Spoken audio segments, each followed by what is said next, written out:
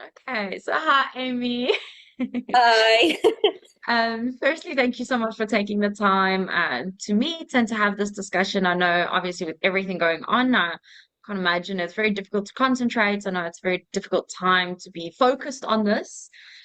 So thank you so much for taking the time out and doing this. We really do appreciate it.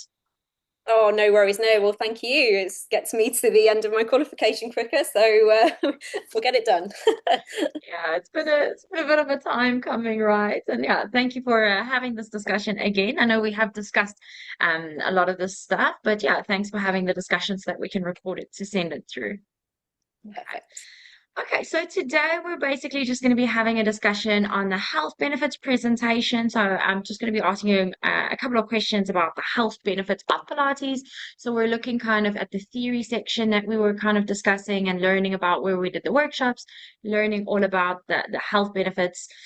So the first question I'm going to ask you is if you could tell me just everything that you know, everything that you're understanding about the history and also the benefits of Pilates and the Pilates system. Okay. Okay, so Pilates, it's a kind of a complete mind and body exercise method that is designed to improve your physical health, your mental health, designed to improve your flexibility, your posture, and it's in a controlled way, in a mindful way. It is based on six core principles, which firstly, centering, which means that every movement is coming from your core, from your powerhouse, your core engaged. The next one is concentration. Um, every exercise that we do is carried out with full mental focus, the mind to muscle connection. We're not just moving our body and moving our arms and legs. We're thinking about how we're aligned and putting that then with the core activation as well.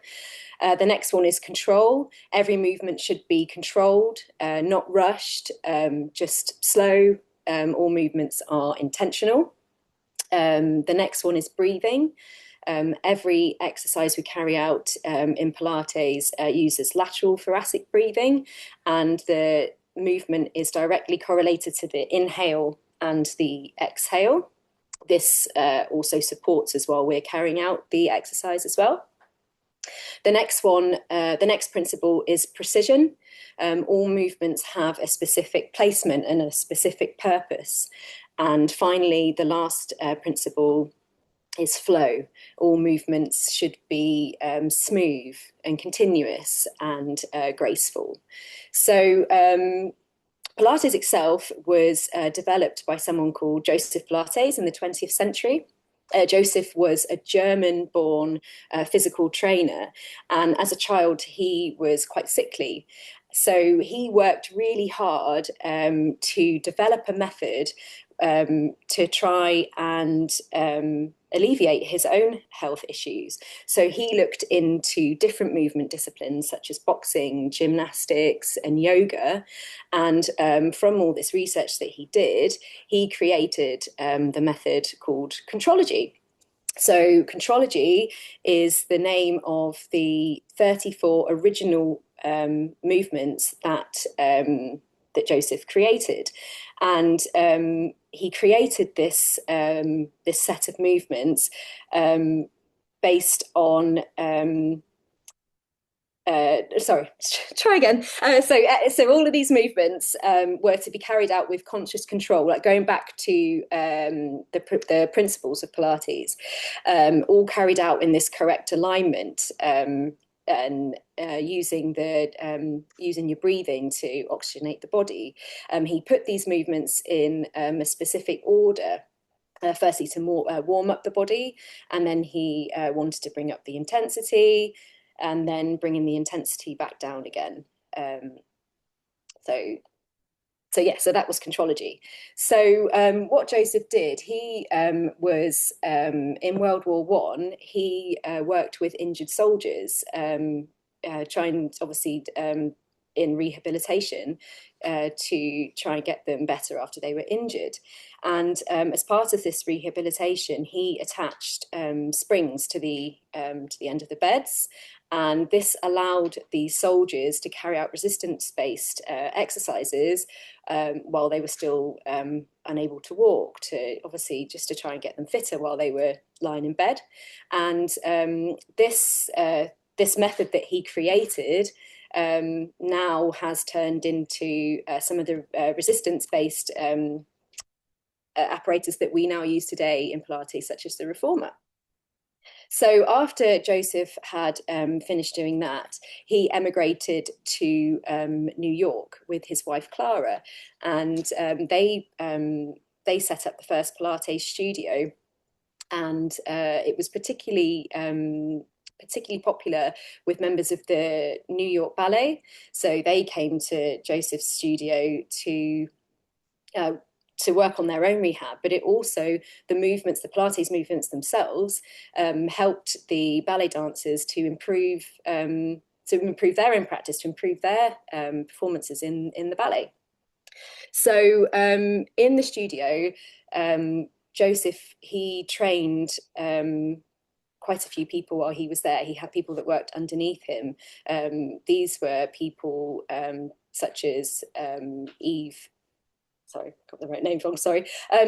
Eve Gentry, Ron Fletcher, and a couple of others. And these people became known as the Pilates elders. And these people then, they were responsible for keeping the Pilates legacy going, and preserving the method, expanding the method. And actually, there are quite a lot of Pilates instructors which can actually trace their training back all the way through to these elders as well. So Pilates has a lot of benefits, and these are to all aspects of our health, so our physical health, our mental health, and our social well-being. So physically, Pilates, it improves your posture, your coordination, your muscle strength, your flexibility, your core strength. It's also used for rehabilitation after injury, but it's also it's suitable for everybody. So you can have, there's regressions and progressions to each exercise, and so it just makes it suitable for anybody, which is great. But it also affects some of the physical systems of the body. So it affects the circulatory system. It improves your cardiovascular efficiency, blood flow around the body, oxygenation. It affects the respiratory system. So the lateral thoracic breathing, that really helps increase the O2, the oxygen uptake in the body, obviously helps you expand the lungs more. And it also affects your bones. Like it's a low impact form of exercise, which promotes ossification of the bones, which is fantastic for people who have like osteoporosis. So they're able to carry out. They are able to do Pilates, obviously guided by someone in a safe manner, but it's good for them as well. So it also helps our mental well-being.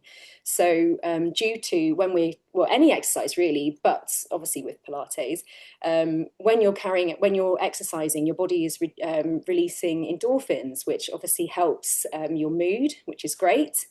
That mind to muscle connection that I talked about earlier, that helps you improve your concentration. And also with the breathing, so back to the core principles again, when we're concentrating on our breathing, it helps us to relax, and it can help us reduce stress. And you can walk into a Pilates session anywhere, and you could have the weight of the world on your shoulders, but you've gone in and you've done that hour, you've practiced that breathing, you've concentrated, you've put your mind somewhere else for an hour, and you always walk out feeling better. So and then as well, It's really good for you for your social well-being, because when we do the Pilates exercises, it actually helps and supports us doing activities of just our normal activities of daily living.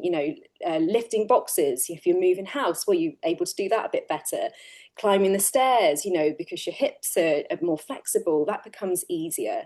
If you've got pain in your neck or in your back, this pain can be eased as well, because as you're strengthening your muscles, your posture is improving.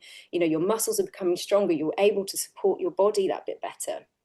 And then the other thing with the social well-being as well is, you're going out and you're speaking to people, you're forming friendships with clients, you're forming friendships with your instructors, which is great, for, again, your mental health, but your social health as well. And I also think as well that Pilates, it kind of encourages like more of awareness of your body, which then, you want to it encourages healthier habits, because you want to kind of keep your body feeling good, and that feeling of feeling good, it then encourages you in your daily life to maybe take on a better diet, and become more active and do more kind of active things as well. So in Pilates, you will hear two types of Pilates being discussed, which would be your classical and your contemporary. So classical Pilates is more focused and closely follows the original 34 exercises that Joseph laid out. Whereas contemporary would be, it's more of an evolved method, which uses obviously what Joseph initially set out, but also kind of modern research as we've gone through, from the early 1920s. We've got a lot of research since then, and it also includes kind of physiotherapy methods as well, and how the joints work and how everything all works together. Classical, it kind of follows the 34 exercises in an order with like a more classical technique, specific technique, uniformity, whereas contemporary Pilates, it's been adapted and modified to whatever your client wants, to an individual need. So say if you've got a client who wants to do Pilates, but wants to become stronger, where you can incorporate the dumbbells into a session, and you can change that session into more of a strength training session with your clients. Also, as we were saying earlier about like elderly people, you can incorporate a chair into your sessions, so that somebody with reduced mobility, they can perform Pilates exercises, modified Pilates exercises, sat on a chair. So they're still getting the benefits, and they can start at that level and then be able to build themselves up, which is great.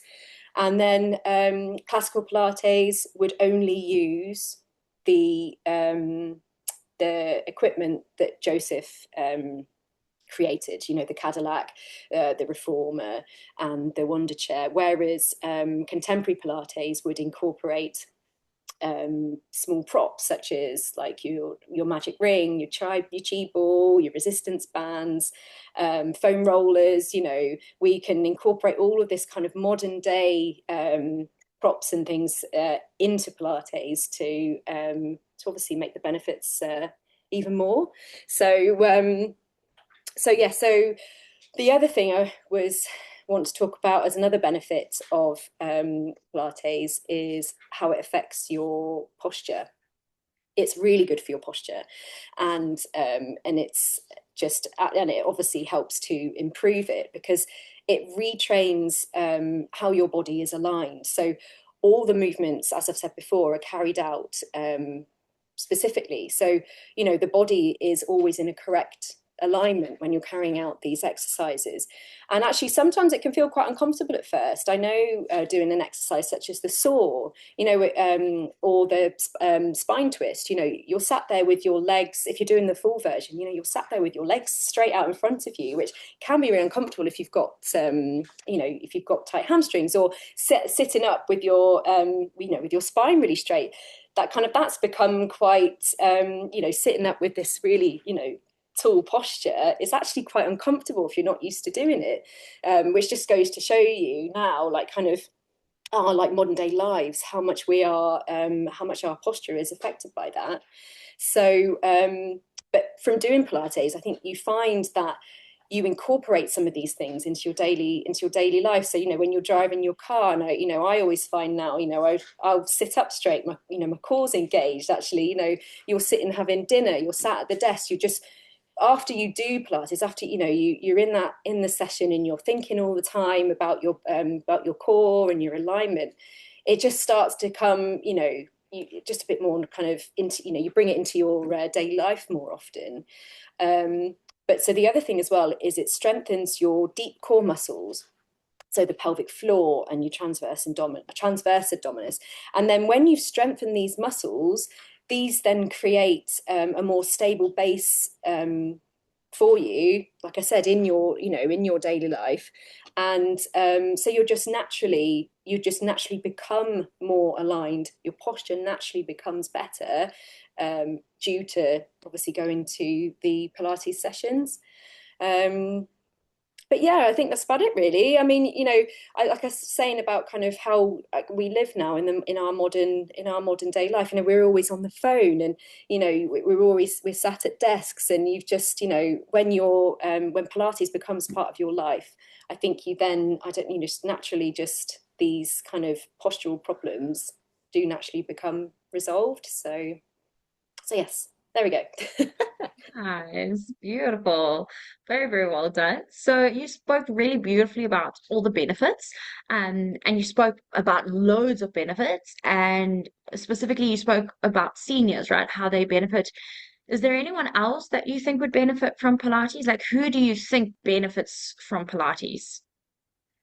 I think that, well, I think everyone benefits, but if you're going to say a specific group, I think it's suitable for postnatal women, because you can adapt the exercises to, well, pre and postnatal, sorry, pregnant, the people that are pregnant, it's a form of exercise for them, which, if they're not used to doing exercise in their daily life, it's something, because it's low impact, it's something that they can incorporate, which isn't going to harm the baby, or is going to harm them, and then also can be used afterwards as well to help with that muscle recovery, obviously especially in the abdominals, if they've got that diastasis recti.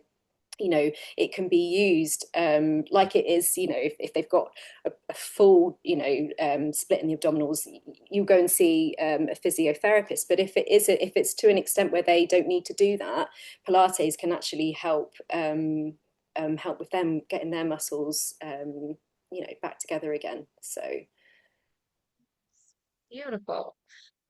Okay, Amy, I think you have covered all of the points. So really, really, really well done. Thank you so much. So I'll give you an update about the discussion as soon as we've got feedback. But yeah, thanks again so, so, so much for taking the time out. We really, really do appreciate it with everything going on. And well done. You did really, really well. Thank perfect. Thank you. you. I'm going to just Thank stop you. recording.